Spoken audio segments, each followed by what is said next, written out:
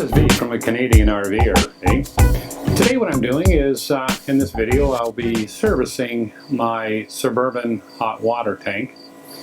And we'll just go through some of the parts that we're going to be servicing or looking at. And first of all, right at the top, right there we have, which is the pressure relief valve. Right under that black cover with the two kind of funny looking buttons, that's where the two thermostats are, one for the gas and propane, which is 12 volts, and the 110 that for the element. And we'll just zoom back out, and right there is the propane gas valve.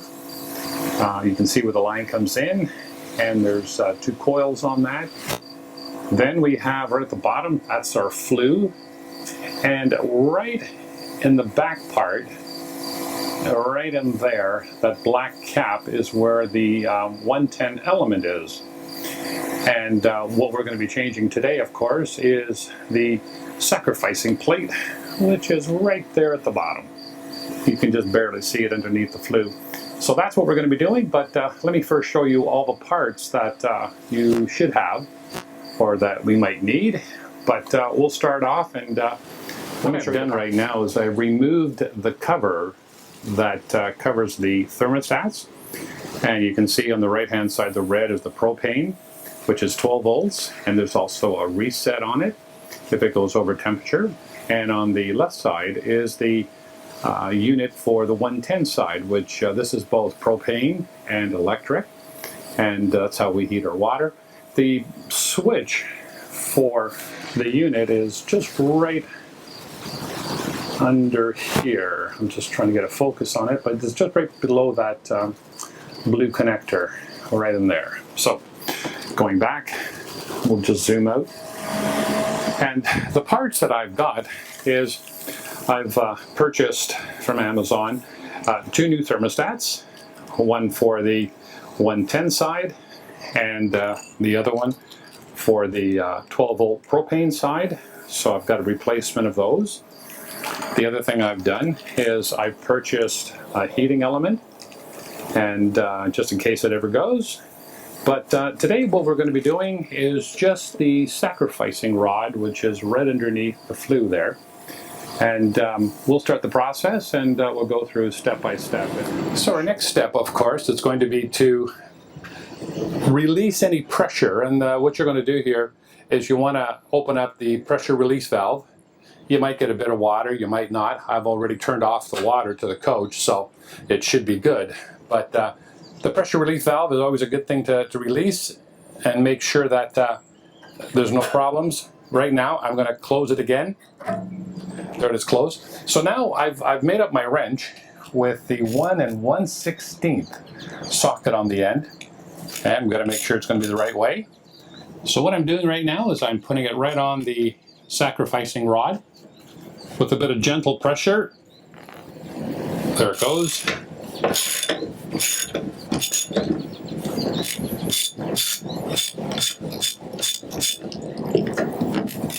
And we should get the water come gushing out.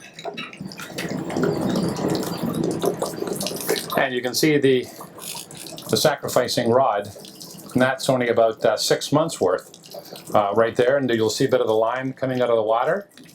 But we're going to put a brand new rod in as soon as all the water drinks. So what we're seeing here, here's the old one that I showed you a few minutes ago, and that's what the new magnesium rods look like.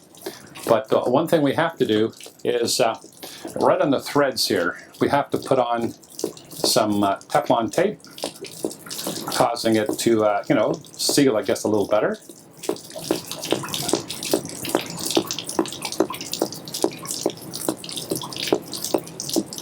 There we go.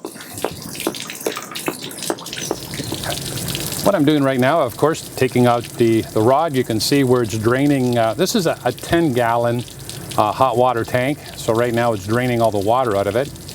I will be doing another process, which I use clean water and a wand to take any of the sediment that's at the bottom of the tank, and I'll show you that in a minute. What I also have is I've purchased this wand, I guess, that takes the water and puts it right up in on the element. So what I'm going to do now is I've just turned it on, and I'm flushing all around. See if I can get any more of the lime or any of the sediment that's in there. And you can see just a little bit running out.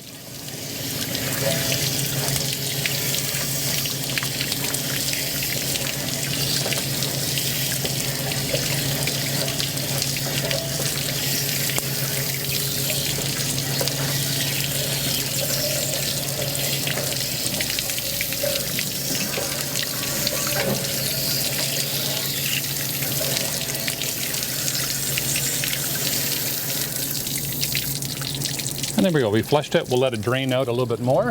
One more time. I'm just going to put my wand into the tank and give it a good flush one more time.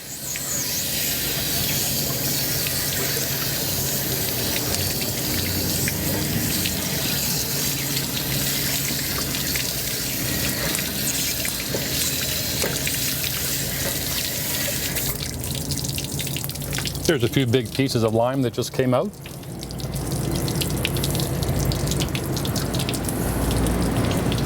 So now what I'm going to do is I've got my new rod ready to go.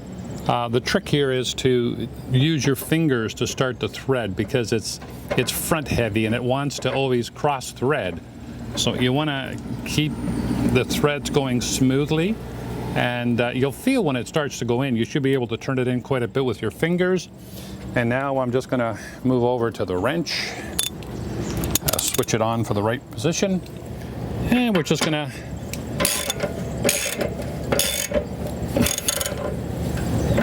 give it a good tight. Again, you don't want to go too hard on it because you do want it to come out, and they do corrode a little bit, so you want to make sure that they're good and tight. So now just checking the cleanliness of everything. This is actually the propane valve, looks good. The two thermostats, the 110 and the 12 volt are under here. The sacrificing rod is back in. The high pressure relief valve is closed. So next what we're going to do is turn on the water and see if there's any leaks. I just want to release the air from the high pressure relief valve, and you can hear it hissing out with air. And as soon as I see water coming out of there, then I know my tank is filled.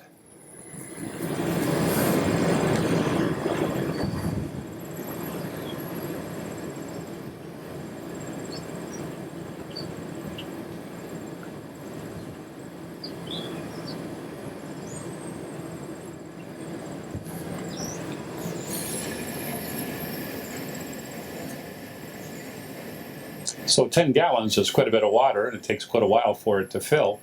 But the sediment hasn't been too bad this time. There's a little bit at the bottom. Some big chunks came out. But all in all, it was in very good condition this time. Again, what I'm doing is I have a water softener that's on the system, which will take out a lot of the particles before it even gets to the hot water tank. So it's not that bad, and that sure helps. So this is V from a Canadian RVer. That's how I change my sacrificing rod on my Suburban electric and propane. It just clicked off, so you know that the pressure is fine inside now. So again, please subscribe, please give us a thumbs up, and hit the bell to know when new videos are being posted. Thanks for watching.